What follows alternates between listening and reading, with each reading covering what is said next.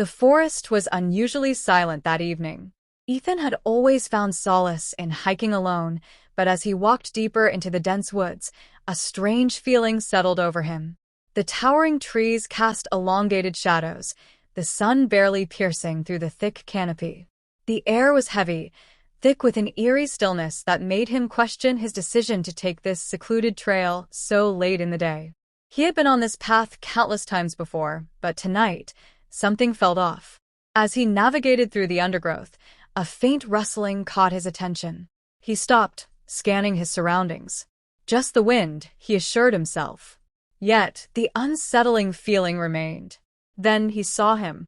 A man stood a few feet ahead, half hidden by the trees. He was dressed in tattered clothing, his face obscured by the fading light. There was something deeply unsettling about his presence, but Ethan couldn't ignore the desperation in his posture. "Hey, are you all right?" Ethan called out, his voice carrying through the silent woods. The man didn't respond immediately. He stepped forward, revealing a gaunt face, hollow eyes sunken deep into his skull. "Help, please," the stranger whispered, his voice barely audible. Ethan hesitated. Every instinct screamed at him to turn back, to run, but the man looked weak, lost. Pushing aside his unease, he took a cautious step closer. "What happened to you?" The man shuddered. "Lost for days. No food. No water." Ethan's heart clenched. He couldn't just leave him here. Against his better judgment, he pulled a water bottle from his pack and handed it over. The stranger's skeletal fingers trembled as he grabbed it, chugging the water like a man starved. A moment of silence passed before the man's breathing steadied. "Thank you," he murmured, his voice carrying a strange weight. "But you shouldn't have stopped." Ethan frowned. "What do you mean?" The man lifted his head, his eyes now glinting with something unreadable. "They've seen you now." Ethan felt his stomach drop. "Who?" The stranger looked past him, into the darkness of the trees. "They don't like it when you interfere." A chill ran down Ethan's spine. The atmosphere around him seemed to shift, the air thickening, pressing against his chest. A faint whisper echoed through the trees. He spun around, his eyes darting between the trunks, searching for movement. Nothing. When he turned back, the man was gone. The water bottle lay on the ground, empty. The hair on the back of Ethan's neck stood on end. He was no longer alone. The forest had eyes. Ethan's breath came in short, sharp bursts. He wasn't sure if it was fear or the weight of the eerie silence pressing down on him, but every nerve in his body screamed for him to leave. His instincts, honed by years of hiking, told him the forest was no longer just a collection of trees. It was watching, waiting. He retraced his steps, quickening his pace. The dimming light made the woods more disorienting, the once familiar trail now unfamiliar. Shadows slithered between the trees, their movements unnatural, deliberate. He tried to dismiss it as paranoia, but the whispering had grown louder. Then something moved. A figure darted between the trees, just out of sight. Ethan froze. It wasn't a stranger, it was something else. Its shape was wrong, elongated, almost blending into the darkness.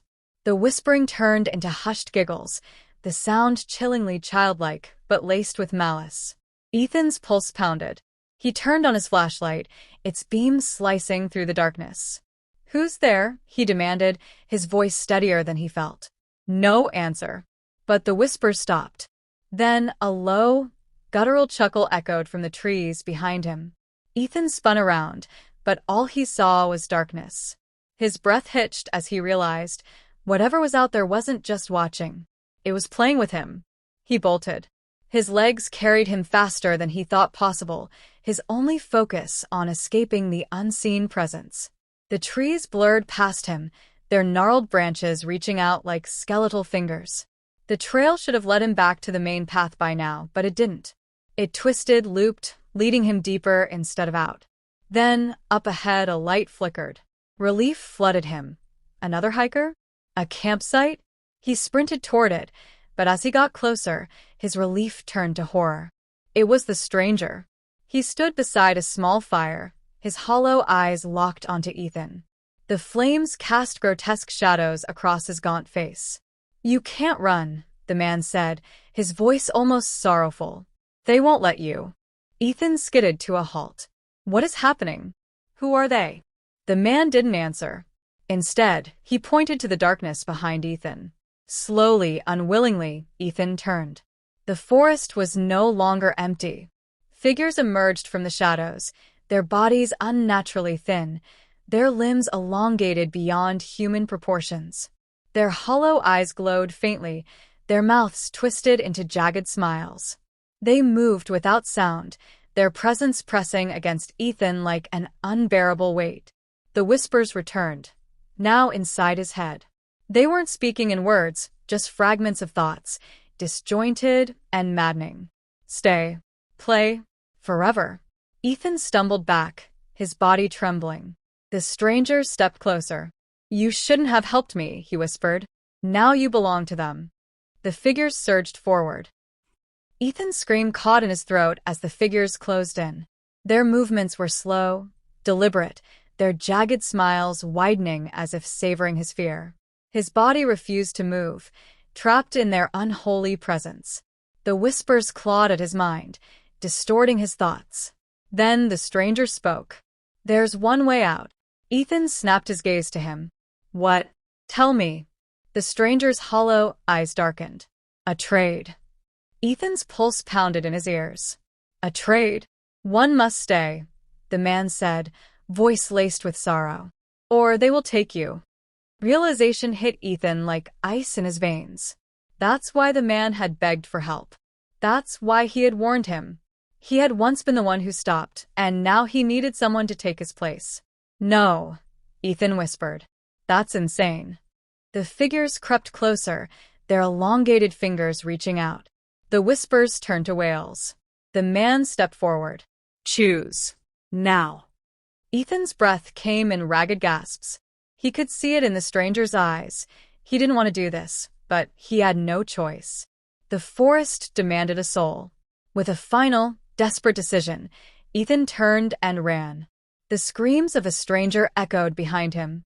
The forest howled. Then, silence. Ethan burst onto the main road, his body shaking. He turned back. The forest was still. The stranger was gone. But deep within the trees, something watched, waiting for the next traveler to stop and help.